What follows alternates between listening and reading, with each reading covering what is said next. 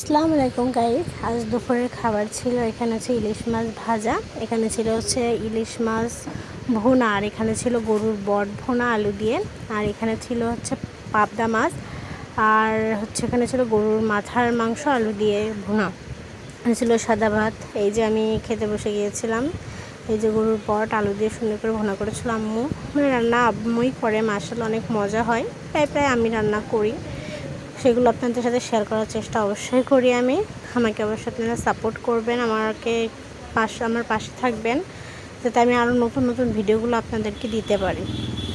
So এই যে আমি এখানে ইলিশ মাছ ভাজাটা দিয়ে ভাত খেয়ে নিচ্ছি। আমি আসলে ইলিশ মাছ বা মাছ ভোনা খাই না, ভাজা অনেক পছন্দ করি, তাই আম্মু আলাদা করে আমার জন্য এক পিস মাছ ভেজে রেখেছিলো, আর এই যে ইলিশ মাছের ডিম। আমি এখানে মাছ ভাজা দিয়ে ভাত খেয়ে নিলাম।